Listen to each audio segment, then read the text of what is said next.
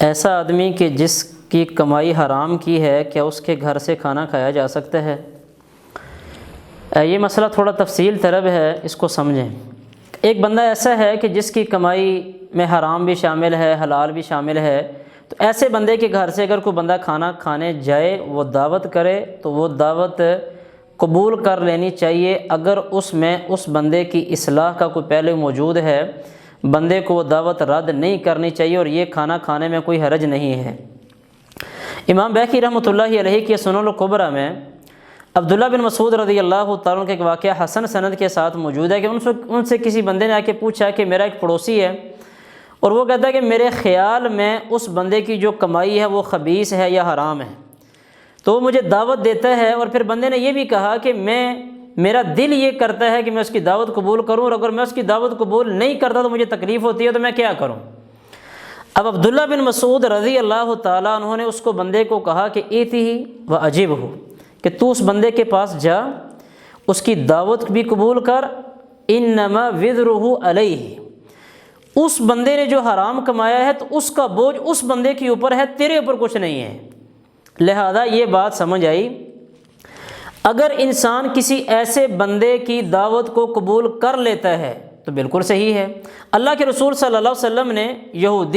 یہودن عورت، اس کی دعوت کو اللہ کے نبی صلی اللہ علیہ وسلم نے قبول کی ہے، اس کے گھر میں کھانا کھانے کے لیے گئے تھے۔ ہاں، ایک ایسا کھانا انسان کے سامنے آتا ہے کہ وہ کھانے کے بارے میں باقاعدہ یہ تعیین ہو جاتی ہے کہ یہ سود کے مال کا ہے یا کسی حرام کے مال کا ہے، اور بندہ کو لے کر آیا ہے، اور بندے کو اس کھانے کے بارے میں تعیین ہوتی ہے کہ یہ والا جو کھانا ہے یہ سود سے پکایا گیا ہے، حرام سے پکایا گیا ہے، تو پھر وہ بندہ نہ کھائے۔ سنن نبی داؤد میں ایک روایت آتی ہے، اللہ کے رسول صلی اللہ علیہ وسلم کے پاس ایک کھانا لایا گیا، بعد میں پتہ چلا کہ یہ جس بکری کا گوشت ہے تو وہ بکری چوری کی تھی، تو اللہ کے رسول صلی اللہ علیہ وسلم نے نہیں کہا، اور فرمایا یہ جو قیدی ہیں تو قیدیوں کو کھلا دو۔ تو لہٰذا